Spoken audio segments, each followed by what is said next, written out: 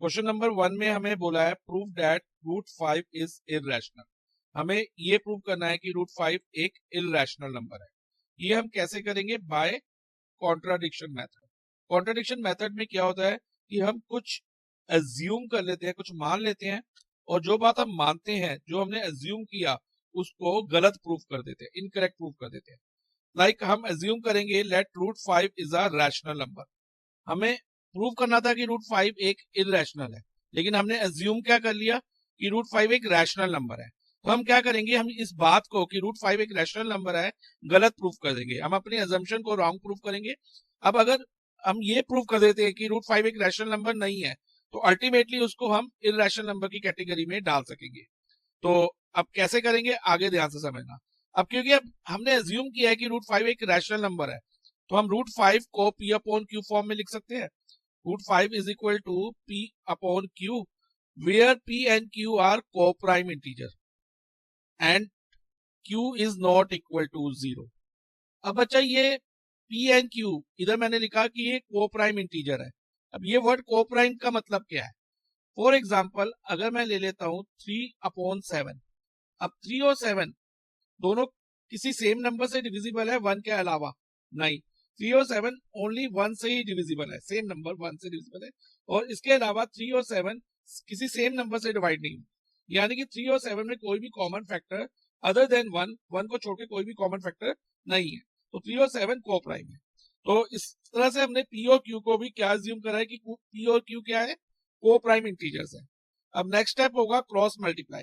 अब रूट 5 के नीचे कुछ नहीं है तो 1 लिख लो बेटा। अब रूट 5 इंटू क्यू करते हैं तो यहाँ पर हमारे पास रूट 5 क्यू आ जाता है, is equal to 1 into P is P, because any number multiply by 1 is same number. तो हमारे पास इक्वेशन क्या होगी, root 5 Q is equal to P. अब नेक्स्ट हम क्या करेंगे, स्क्वेयरिंग बोथ साइड।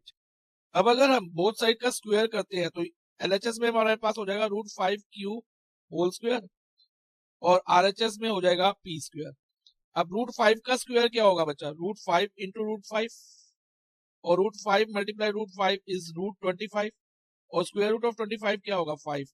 तो जब भी बच्चा इस तरह से आ जाए root X multiply root X, या रूट एक्स का स्क्वायर हो, तो उसको हम एक्स लिख सकते हैं।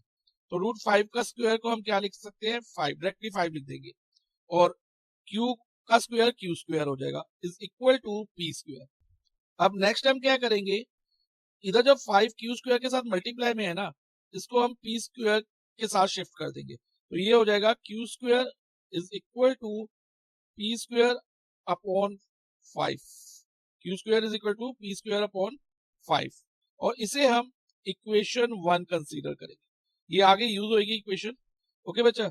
तो अभी के लिए इसे हम इक्वेशन 1 लिखेंगे, और इक्वेशन 1 से हमें एक चीज और पता चलती है, हम एक कंक्लूजन निकाल सकते हैं कि अगर हम पी स्क्वायर को 5 से डिवाइड करें तो आंसर में हमें क्यू स्क्वायर मिलेगा। ये फुली डिवाइड हो जाएगा, कंप्लीटली डिवाइड हो जाएगा, और हमें इंटीजर क्यू स्क्वायर देगा, क्योंकि क्यू हमने इंटीजर माना था, पी एंड क्यू आर को प्राइम इंटीजर्स। अगर क्यू इंटीजर है तो क्यू का स्क्वायर भी इंटीजर होगा, ओके। तो हम लिख सकते हैं so P square is divisible by 5।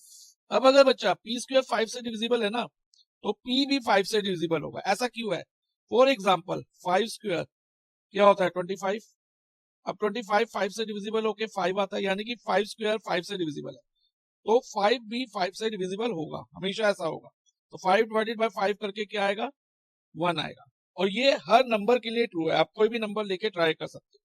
सो अगर P square is divisible by 5 है तो हम कह सकते हैं पी इज डिविजिबल बाय 5। ये हमारी स्टेटमेंट 1 हो जाएगी। अब बच्चा p 5 से डिविजिबल है तो p 5 का मल्टीपल भी होगा। ऐसा क्यों है, देखो बच्चा, फॉर एग्जाम्पल अगर हम 10 ले, 10 5 से डिविजिबल है, 10 को अगर 5 से डिवाइड करें तो आंसर में हमें 2 मिलता है। मिलता है कि नहीं मिलता, yes sir, 10 divided by 5 is 2। तो अगर 10 5 से डिविजिबल है तो 10 5 का मल्टीपल भी होगा, यानी कि ये 5 के टेबल में भी आता होगा। 5 मल्टीप्लाई बाय 2 क्या होगा, 10। ऐसे 5 के और मल्टीपल देखे, 5 मल्टीप्लाई बाय 3 15, 15 5 से डिविजिबल है तो 15 5 का मल्टीपल भी है। तो अगर इसको मैं जनरलाइज करूं तो ये 2 3 जो नंबर चेंज हो रहे थे, इनकी जगह मैं एक वेरिएबल m ले लेता हूं। तो 5 मल्टीप्लाई बाय m 5m हो जाएगा। तो 5m जो है ना वो मल्टीपल ऑफ 5 होगा। ऐसे ही बच्चा अगर हमें 2 का मल्टीपल चाहिए तो उसकी फॉर्म क्या होगी 2m। तो अब p is divisible by 5 statement 1 से हमें ये पता चलता है p is also a multiple of 5। तो ये हम यहाँ लिख भी देंगे p is a multiple of 5। अब अगर बच्चा p 5 का मल्टीपल है तो p को हम 5m ले सकते हैं। Let p is equal to 5m, ये हम एज्यूम कर लेंगे। p is equal to 5m हमने एज्यूम कर लिया where m is an integer. अब बच्चा ये जो p is equal to 5m है ये वैल्यू हम इक्वेशन 1 में सब्स्टिट्यूट करेंगे। देखो इक्वेशन 1 ये थी ना, इसके अंदर सब्स्टिट्यूट करेंगे, यानी कि p की जगह इक्वेशन 1 में हम 5m लिख देंगे। तो हमारी इक्वेशन होगी Q square is equal to p की जगह 5m आ गया, 5m होल स्क्वायर अपॉन में 5। तो this implies that Q square is equal to 5m का स्क्वायर क्या होगा 5 का स्क्वायर 25 और m का स्क्वायर m स्क्वायर हो जाएगा 25m स्क्वायर अपॉन 5 और 25 को 5 से डिवाइड करते हैं तो हमें 5 मिलेगा। This implies that Q square is equal to 5m square. और जो ये 5m स्क्वायर के साथ है इसको हम क्यू स्क्वायर के साथ शिफ्ट करें तो इसको हम ऐसे लिखेंगे Q square upon 5 is equal to m square. Okay, अब इस इक्वेशन से हमें क्या पता चलता है कि अगर हम क्यू स्क्वायर को 5 से डिवाइड करें तो हमें इंटीजर m स्क्वायर मिलता है, यानी कि क्यू स्क्वायर कंप्लीटली डिवाइड हो जाएगा और हमें आंसर में m स्क्वायर मिलेगा। सो हम कह सकते हैं so Q square is divisible by 5। अब क्यू स्क्वायर अगर 5 से डिविजिबल है तो क्यू भी 5 से डिविजिबल होगा, ये मैं ऑलरेडी आपको एक्सप्लेन कर चुका हूं। तो हम लिख देंगे क्यू इज डिविजिबल बाय 5 और ये हमारी स्टेटमेंट 2 हो जाएगी, स्टेटमेंट नंबर 2। ठीक है, ये स्टेटमेंट नंबर 2 हो गई, क्यू इज डिविजिबल बाय 5।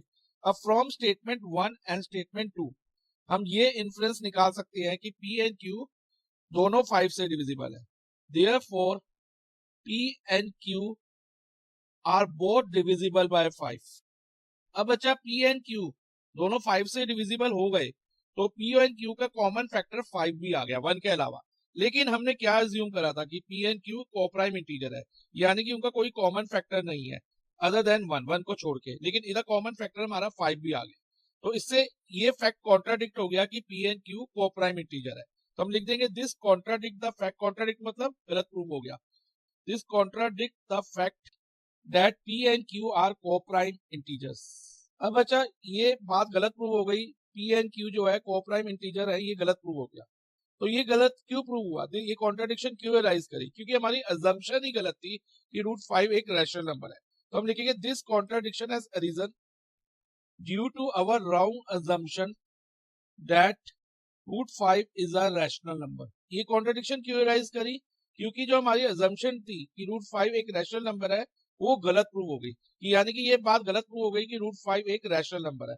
तो यानी कि रूट 5 अब रैशनल नंबर नहीं रहा, और जो नंबर रैशनल नहीं होते तो अल्टीमेटली उनको हम किस कैटेगरी में डालते हैं, इररेशनल नंबर की कैटेगरी में। तो हम फाइनल स्टेटमेंट लिखेंगे देयरफॉर रूट 5 इज इररेशनल। इस तरह से बच्चा क्वेश्चन नंबर 1 हमारा कंप्लीट हो गया है।